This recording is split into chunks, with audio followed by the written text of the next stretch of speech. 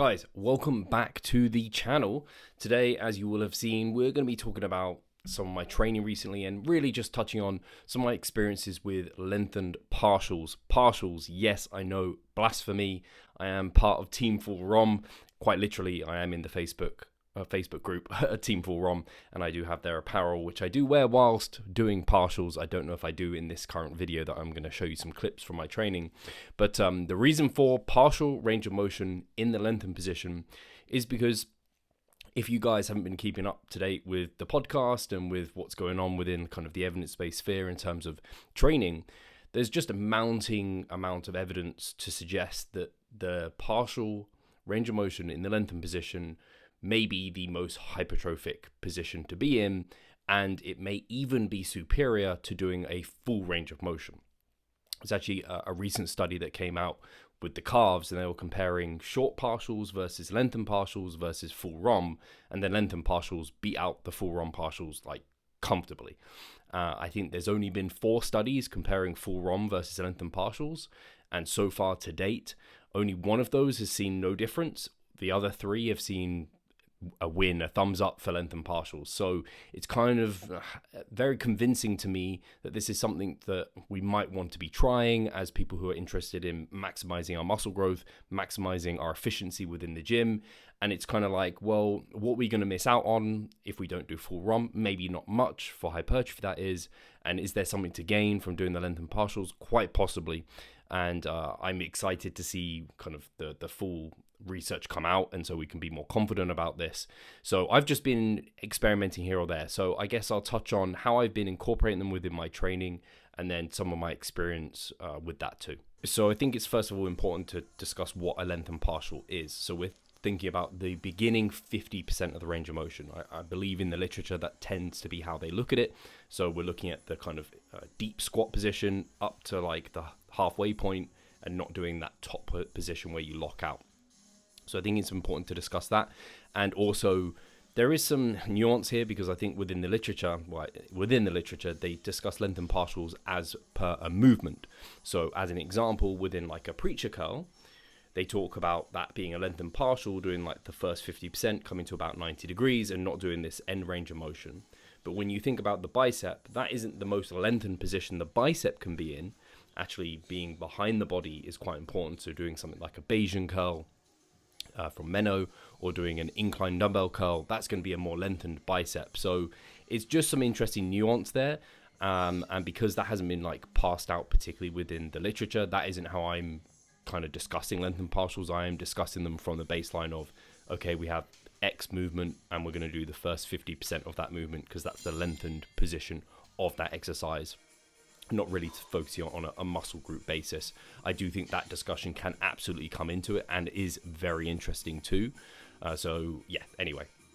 So when I'm doing them, that's what I'm doing, and I'm also treating them as their own exercise. So I am not doing full range of motion and then extending the set by doing lengthened partials as I'm fatigued and can't get the muscle short anymore. I'm actually doing it as its own individual set. Again, within the literature, that's how they tend to be looking at them. They're looking at them as like you're doing lengthened partials for the entire set. You're not doing full ROM into lengthened partials. Is there discussion and nuance to that? And could there be better practical ways of implementing it than what I currently am? Sure. But I essentially have my full ROM sets and then I treat them as their own sets as my lengthened partial sets. And that's how it's been going so far. So I've actually been doing lengthened partials for a long time now. I can't remember when I first initially started putting them into my program, but it's been months, like multiple months. I've had them in for like several mesocycles now, and I initially was just trying them with back movements. The reason for back isn't because they've been researched heavily, because I mean there's not loads of research anyway, but the back also hasn't really been researched. There are no like range of motion studies, I believe, on the back musculature. And obviously the back is like very complex. People have divided it, even the lats, you think about upper back lats, but then people have divided the lats into like upper, mid and low lats, or you can have other terms for those too.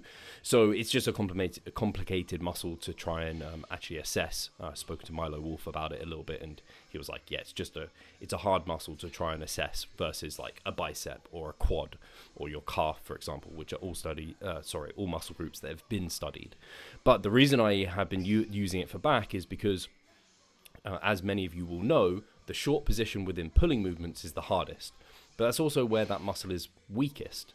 And so it's kind of like opposite to what you maybe would want.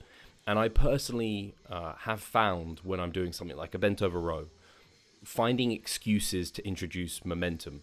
And these might be good excuses, and I think they are good, valid excuses to help you get it short so that you aren't kind of leaving lots of reps on the table. For example, if you were to do strict bent over rows, you might be able to get an extra 5 reps or something if maybe you just did the kind of some partials there, or introduce some momentum to get it short. And so by doing lengthened partials for back, I found now I'm not having to do this kind of momentum driven training slightly, and I can actually just focus on really kind of contracting the muscle. I'm just getting a better SFR, actually, if we're going to put it into that terminology. My stimulus to fatigue trade-off is better. I've really liked it for bent over rows, just coming to my knees.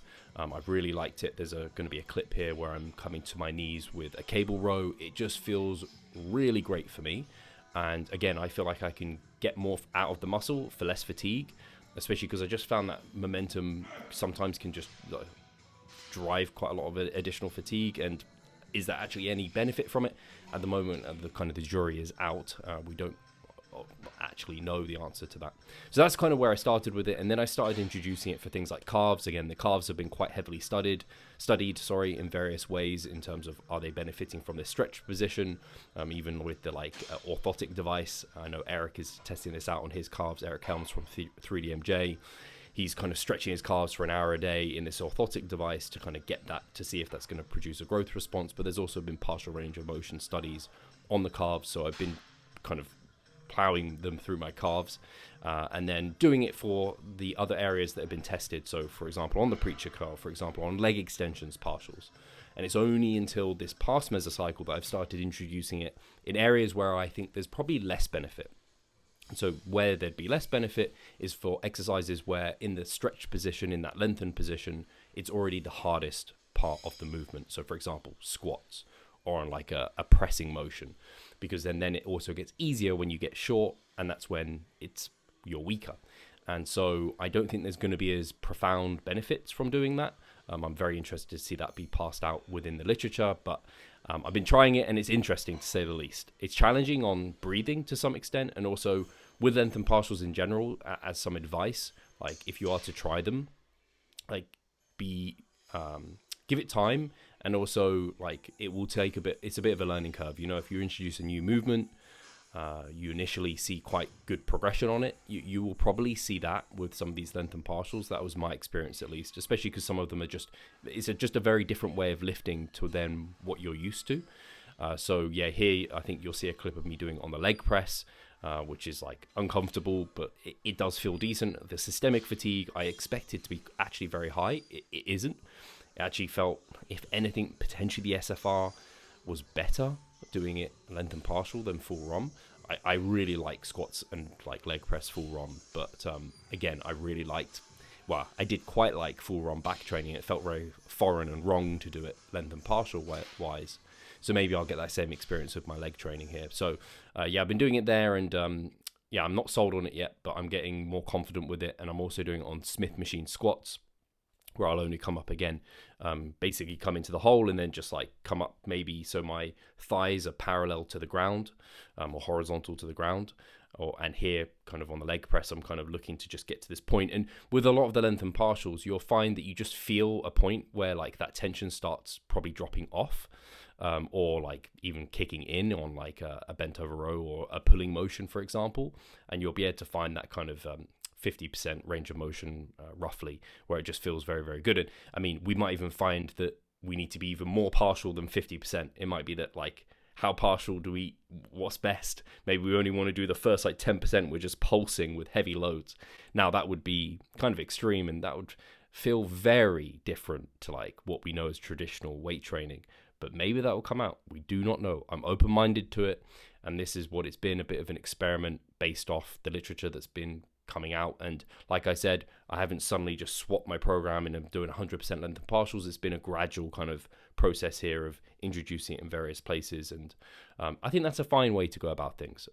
Again, you can I wouldn't jump on one study, but since it's been growing so much, the body of literature, and it's a safe thing to be doing. I don't think it's a bad thing to experiment with. It's not something I'd throw at a newbie necessarily.